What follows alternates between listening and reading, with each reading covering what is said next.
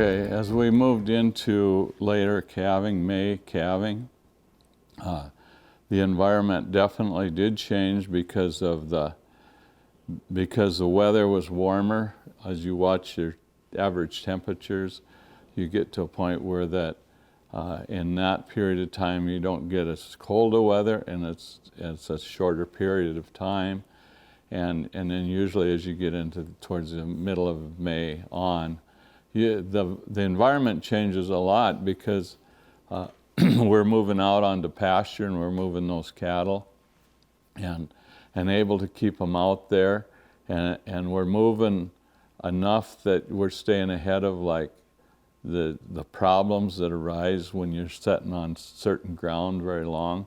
Your disease problems start, or scour problems start increasing. You're moving ahead of that. So your animals stay a lot healthier, and as we moved out into that, you're getting away from your krells and stuff like that, where you do want animals or your cattle so you can handle them, because if you can't, then it's hard to bring one in, and if it's having problems. So we've done a lot of work with low-stress cattle handling and being able to handle cattle, and as you do that, it's kind of amazing how a cow will become a point where she really trusts you. Like a cow that has a calf and it gets across the fence. We've had cows that come and get us to help her get the calf back. I mean, that's unreal. It sounds unreal, but it's true of what cows will do when they need help. And when a cow needs help calving and she knows it, and you start her to the corrals, most of the time they're willing to go because they've never been stressed in the situation that they're going back to get help for. So animals are really intelligent, and we don't give them enough credit. But I found that the other thing that I think is real important with calving is that all through the winter, if your cows are getting enough exercise and moving and stuff, that cuts a lot of your calving problems also.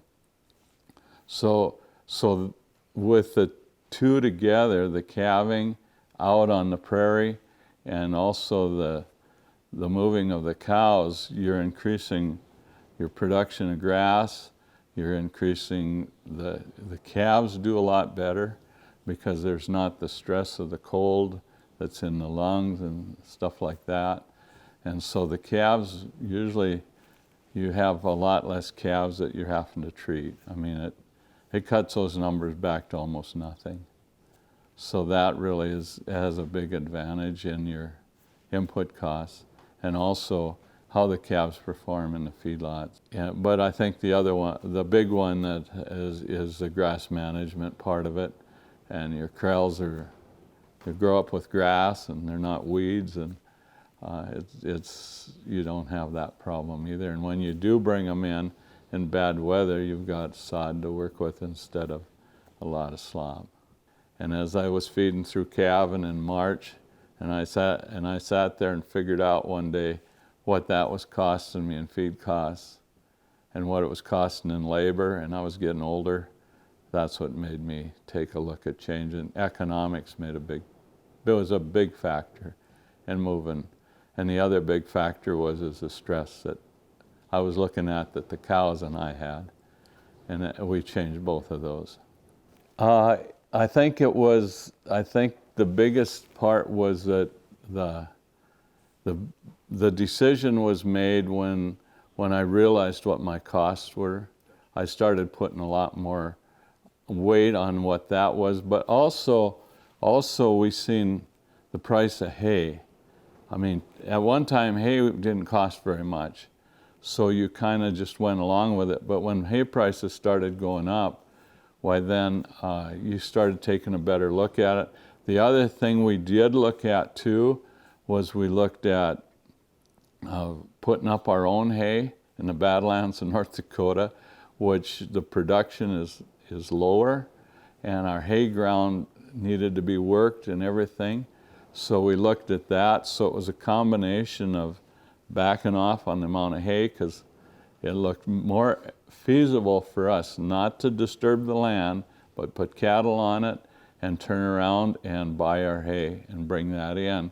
So there was, as we moved this back, I looked at two things. One was I could increase cow numbers, or the other thing I could look at was look at being able to extend my grazing period. So what I tried to do is I worked at getting to the point where I could graze till February 1st and then be able to turn out the end part of April, and where I was before the 10th of May and started feeding the 1st of November. And so rather than increasing numbers, we went that way before we started increasing numbers again to cover the hay costs.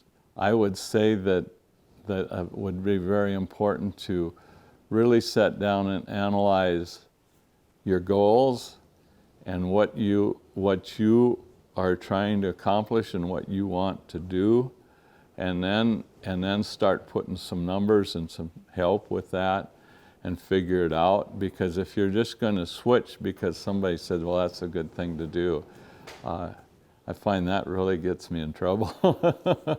So it needs to be a planned out move, and you have to be comfortable with it. And I think the change in looking at that is that we look at selling big calves, but if you look at production per acre, then that helps you change what your thought process is. Because when we changed from that to going away from haying, we did graze our hayland, which in turn increased its production.